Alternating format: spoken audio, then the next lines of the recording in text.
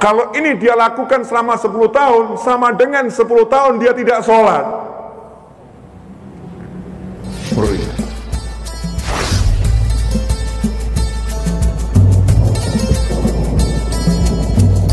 Nabi katanya nggak tahu yang gaib, tetapi sudah ngomong tentang ciri-ciri kiamat dan semuanya itu terjadi satu demi satu. Itu yang gaib, nggak kelihatan. Nabi nggak tahu yang gaib, tapi Nabi mengatakan SAW, keduanya lagi disiksa di kubur. Ini kuburan, itu suatu yang gaib. Jadi jangan mengatakan tidak mengetahui yang gaib kecuali Allah. Betul, nggak ada yang tahu yang gaib kecuali Allah dan orang-orang yang diberitahu oleh Allah. Itu tafsirnya. Penjelasannya begitu. Makanya jangan asal comot hadis, jangan asal comot kalamullah, kemudian kita terjemahkan lewat akal kita sendiri, sesuai nafsu kita sendiri, diancam oleh neraka. Na'udzubillah min dzalik. Rasul ngasih informasi sesuatu. Ini keduanya lagi disiksa. Dan disiksanya bukan karena dosa besar. Disiksanya bukan karena dosa besar. Nanya sama ulama, emang benar bukan dosa besar? Ulama jawab, maksud Nabi itu loh, bahasa Arab itu ada balaghah, ya, ada majaz, ada macam-macam. Jadi jangan diambil kontekstual saja. Bukan karena dosa besar, berarti ini enggak dosa besar. Bahasa Arab itu punya keindahan bahasa. Rasul mengatakan SAW, keduanya melakukan sesuatu yang dipandang oleh keduanya bukan dosa besar, tetapi di sisi Allah dosa yang sangat besar. Dipandang oleh banyak orang remeh, ini bukan dosa, tapi menurut Allah dosa yang besarnya luar biasa. Apa itu? Yang nomor satu, dia tidak bersuci dengan benar.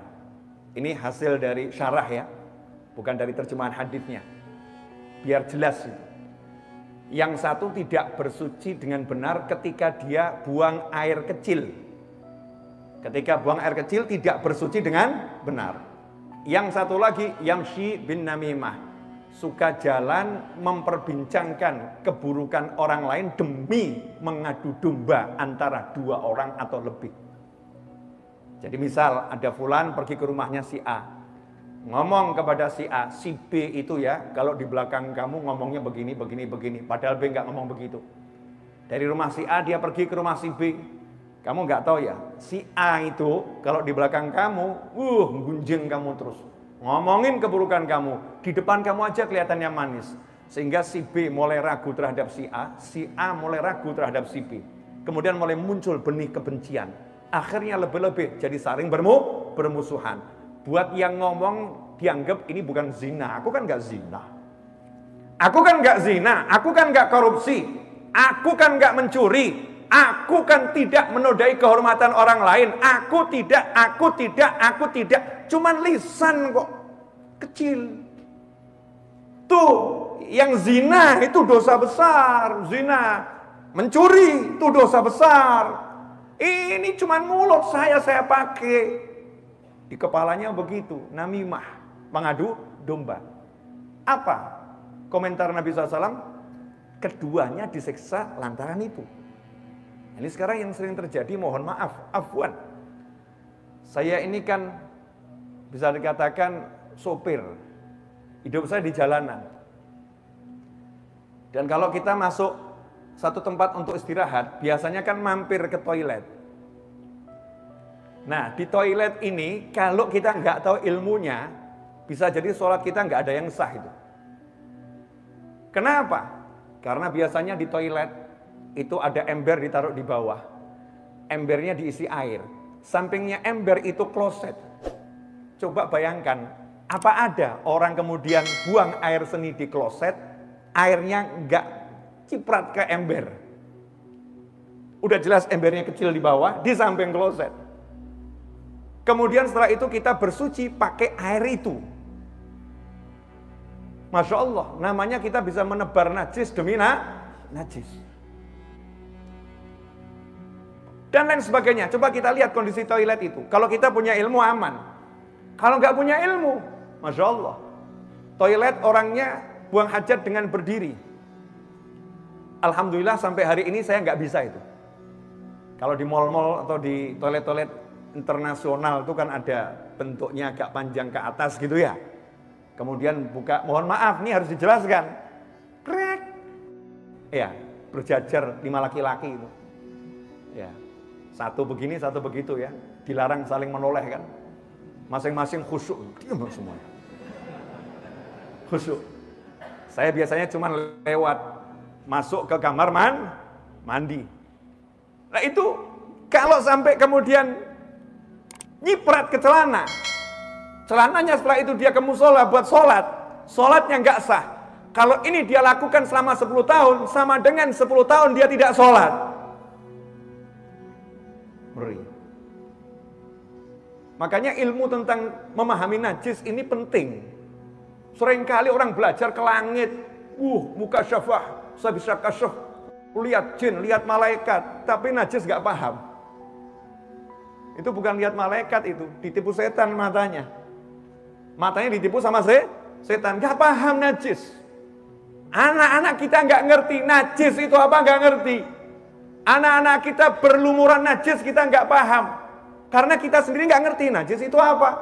Gak jelaskan najis ini kepada keluarga. Sehingga nggak tahu kondisi toiletnya bagaimana.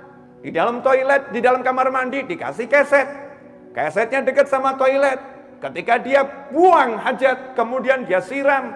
Kemudian airnya nyiprat ke lantainya, kemudian nyiprat ke karpetnya. Setelah itu kakinya basah, ngijak karpetnya. Sehingga kakinya kena najis. Ini kok jadi diam semua kenapa? Ini korban atau pelaku?